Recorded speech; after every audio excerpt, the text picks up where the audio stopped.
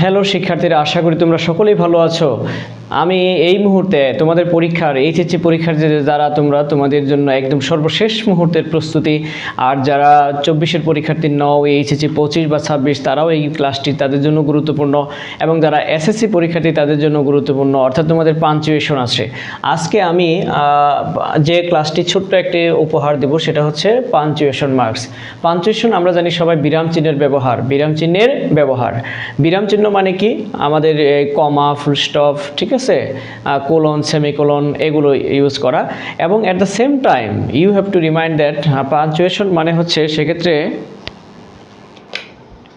পাঞ্চুয়েশনের সাথে তোমাদের ক্যাপিটালাইজেশনও করতে হবে, অর্থাৎ কোথায় কোথায় সেন্টেন্সটি ক্যাপিটাল হবে সেটাও কিন্তু আমাদের করতে হবে। তাহলে at the same time you have to do punctuation marks with capitalization, অর্থাৎ বাক্যটা কোথায় শুরু হবে কোথায় শেষ হবে। তো যে বিষয়টি লক্ষণীয় সেটা হচ্ছে তোমাদের কিন্তু পাঞ্চুয়েশন আসবে দুইটা ফরম্যাটে আসতে পারে। সেটা হচ্ছে ডায়লগ, অথবা মানে একজনের সাথে আরেকজনের কথোপকথন, দুইজন ব্যক্তির মধ্যে কথোপকথন, অর্থাৎ ডায়লগ আকারে আসতে পারে। কি আকারে?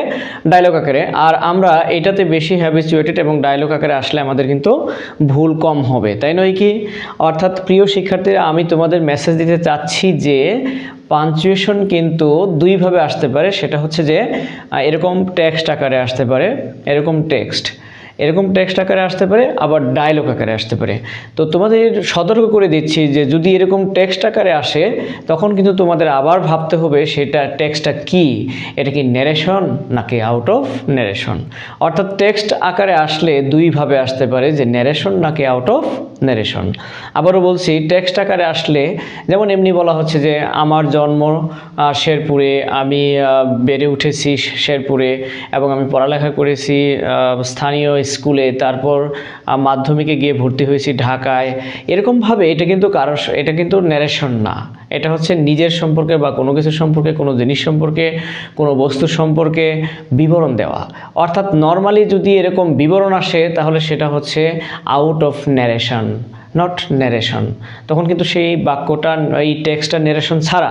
আর যদি এরকম আসে, দেখো, have you saved something for the future, said the rich man.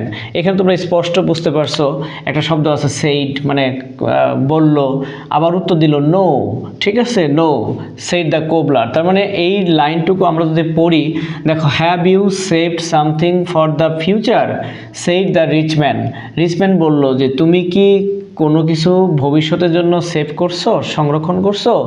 এখন বলছে নো, সেড দ্য কোবলার। এখন কোবলার বলছে নো, আমি এসব করি নাই। I am happy with the present, আমি বর্তমান নিয়েই সুখী। And think little about tomorrow, এবং আমি ভবিষ্যৎ নিয়ে বা আগামীকাল নিয়ে খুব কম চিন্তা করি। তাহলে এটা কিন্তু বুঝতেই পারছো যে এই টেক্সটটা কিন্তু সাধারণ বর্ণনা নয়। অর্থাৎ যখন কোনো টেক্সট সাধারণ বর্ণনা, কোনো বিষয় নিয়ে, কোনো জিনিস নিয়ে, কোনো স্থান নিয়ে, কোনো জায়গা নিয়ে, কোনো ব্যক্তি নিয়ে, এনিথিং অ্যাবাউট, যখন কোনো কিছু সম্পর্কে নর্মালি বিবরণ আসবে তখন সেটা হবে কি? তখন সেটা হচ্ছে out of narration. Out of narration আসলে তখন কিন্তু তোমাকে রিপোর্টিং ভার্ব, রিপোর্টিং স্পিচ এরকম আলাদা করার প্রয়োজন নাই, ইনভার্টেড কমা দেওয়ার প্রয়োজন নাই। তখন শুধু বাক্য কোথায় শুরু আর কোথায় শেষ এই চিহ্নগুলো দিব।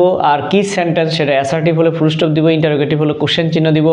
আর শুধু বাক্যের প্রথম অক্ষর ক্যাপিটাল, এনি নাউন, যে কোনো নাম, প্রপার নাউনের প্রথম অক্ষর কী করতে হবে? ক্যাপিটাল করতে হবে। তখন কাজ কিন্তু ওইটা। আর এইভাবে যদি আসে ন্যারেশন আকারে, তখন কিন্তু আবার আরেকটা চিন্তা আছে যে ন্যারেশন আমরা জানি দুই প্রকার। কয় প্রকার? দুই প্রকারের। এটা ডাইরেক্ট ন্যারেশন নাকি ইনডাইরেক্ট ন্যারেশন। অর্থাৎ যদি ডাইরেক্ট ন্যারেশন আসে তাহলে হবে একরকম পাঞ্চুয়েশন, ইনডাইরেক্ট ন্যারেশন আসলে তখন হবে পাঞ্চুয়েশন আরেক রকম। অতএব পাঞ্চুয়েশনে কিন্তু অনেকেই মনে করে একদম সহজ, বা টেক্সট আকারে আসলে এই ভাবনাগুলো মাথায় নিয়ে তোমাকে পাঞ্চুয়েশন করতে হবে। যে প্রথমে টেক্সটটা যাচাই করো, এটা আমরা যাচাই করে দেখলাম যে ন্যারেশন। যদি ন্যারেশন হয় পুনরায় আবার কিন্তু কাজ বেড়ে গেল, পুনরায় যাচাই করতে হবে সেটা ডাইরেক্ট ন্যারেশন নাকি ইনডাইরেক্ট ন্যারেশন। কিন্তু যদি আউট অফ ন্যারেশন আসে তখন কিন্তু এই ভাবনাটা তোমার নেই যে ডাইরেক্ট ন্যারেশন নাকি ইনডাইরেক্ট ন্যারেশন, আর ভাবনা করতে হবে না, সরাসরি পাঞ্চুয়েশন করবে।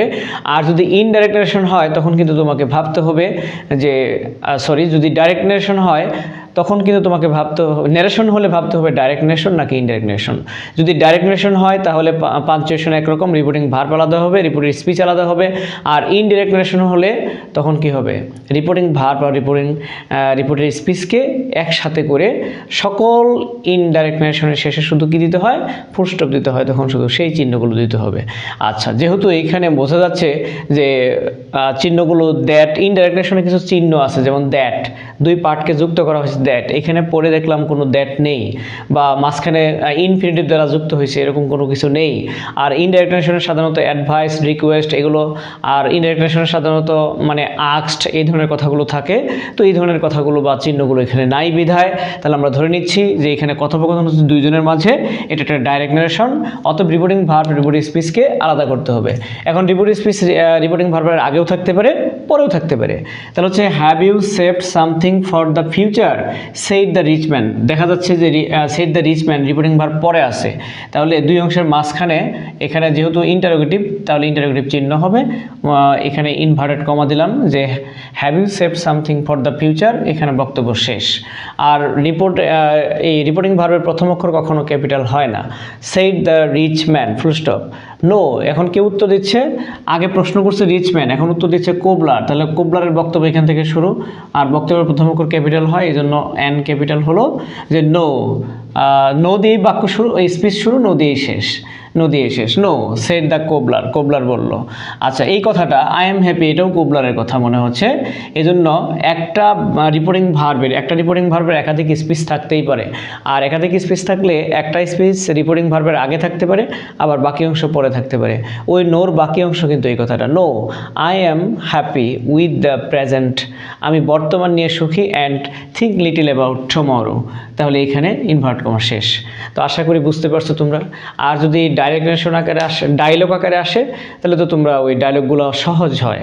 তো আমরা দোয়া করি ডায়লগ আকারে আসুক, তাহলে সবাই আমাদের পরীক্ষা ভালো হোক।